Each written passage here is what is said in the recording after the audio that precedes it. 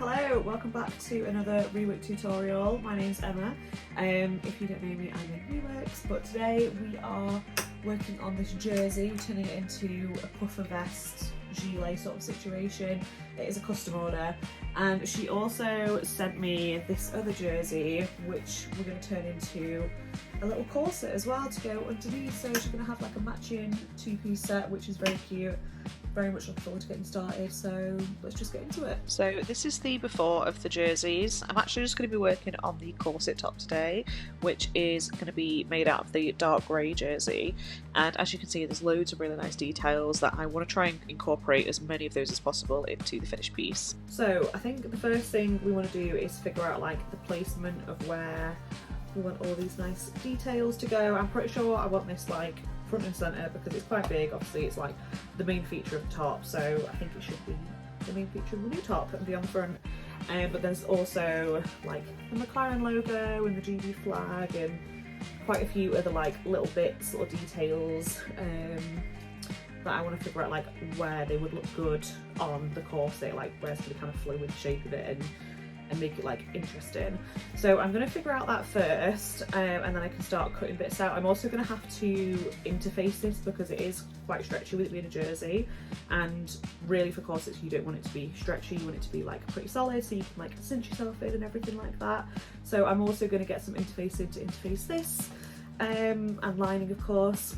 But yeah, we'll just figure out the pattern pieces first. Also, if you're wondering why there's like yellow spots all over the room, it's just my gorgeous disco ball over there shining some light around the studio today, so vibes.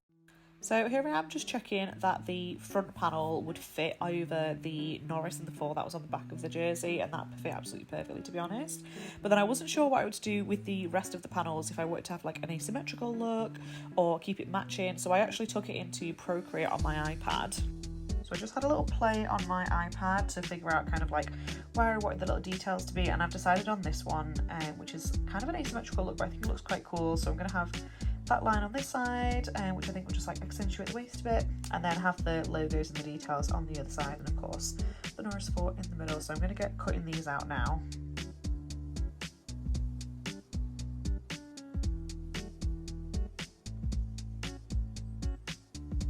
I've pinned, like I measured the width of the logo, and I've pinned like exactly in the centre, and then placed my pattern piece down on those pins, so that's going to be exactly in the middle. And then of course I pinned the pattern piece down, so I'm going to cut this out now and then flip it and cut the other side so it's perfectly symmetrical. So one thing to bear in mind as well when you're reworking is that you do have the seam allowance to play with as well from the original garment. So as you can see here, in order for me to fit the whole logo comfortably within that front panel piece, I had to push my pattern piece up a little bit so that it was kind of cutting into the collar. So I just continued to cut it like that, and then all I did was literally remove the little bits of threads from the seam allowance, remove that bit of collar piece, and unfolded the seam allowance, and it fit my pattern piece on perfectly. And then I just continued to cut the back pieces, which I actually used the sleeves for these, and I just made sure to be really careful with lining up the logos to make sure that they'd be perfectly symmetrical and one wouldn't be like off to one side and that sort of thing. And then it was just a case of copying those pieces. I actually like to use the pieces I've already cut when I'm cutting lining, just so I know that they're exactly the same. So I've got all the pieces cut out. I've also cut the lining as well, which is just a plain black cotton drill.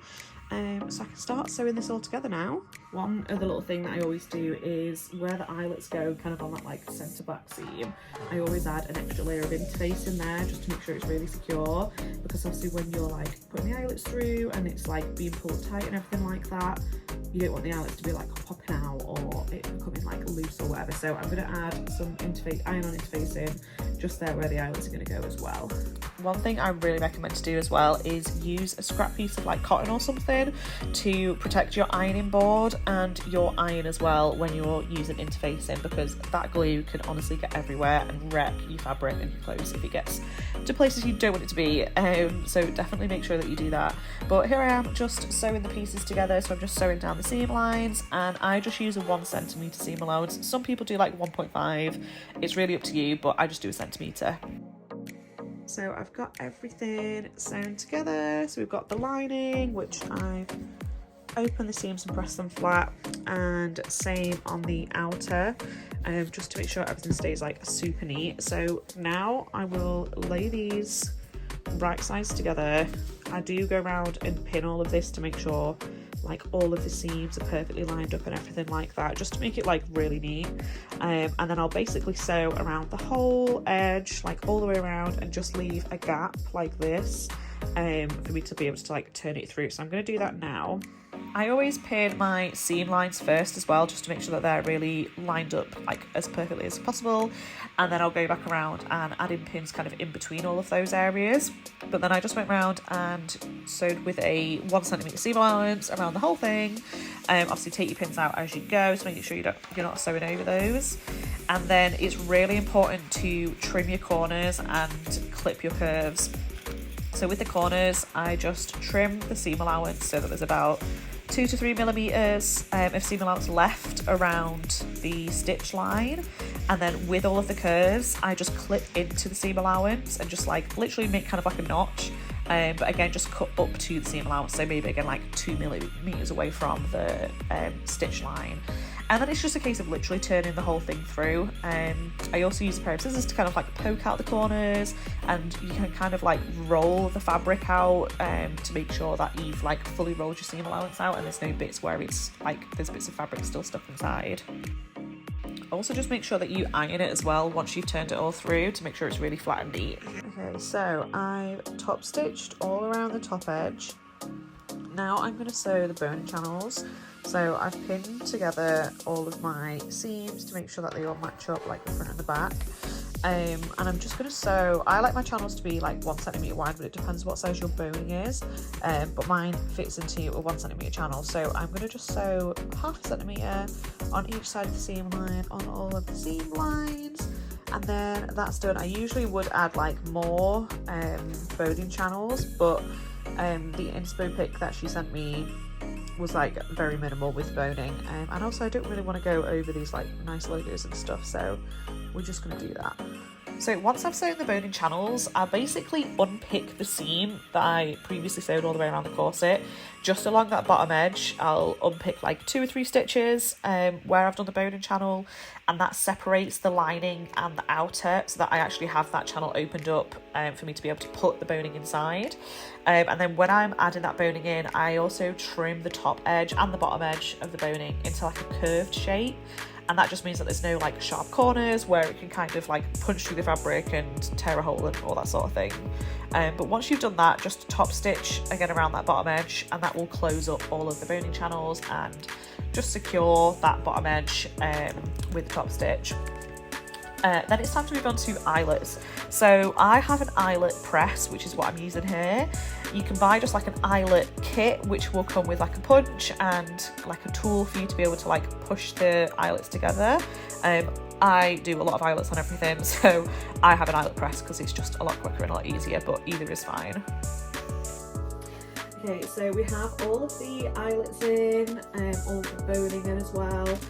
I'm thinking just to add maybe a few more patches on like this side, because obviously this side we've got like quite a lot of detail, so I feel like this side kind of needs to match as well. And there are a few more like little detail bits left over from the original jersey that I can add onto this side, so I think I'm going to have a play around with that.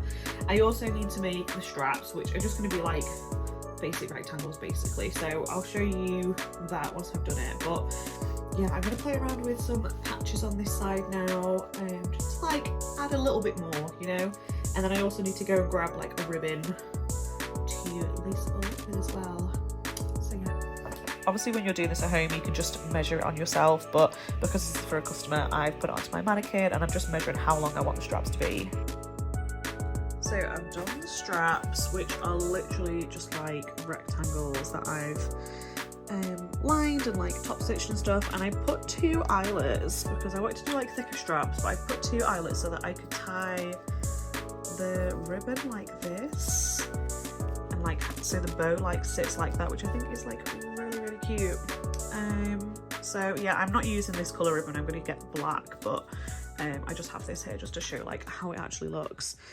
but I still want to play around with like putting a few more patches like on this side, just because it's a little bit bare compared to the other side. So I'm going to take it off the mannequin and have a play around now with that. Now, I didn't include the full clip of me messing around with these patches because I was honestly playing around with them for so long, but once I decided on the placement, I just pinned them in place and then took them over to the sewing machine.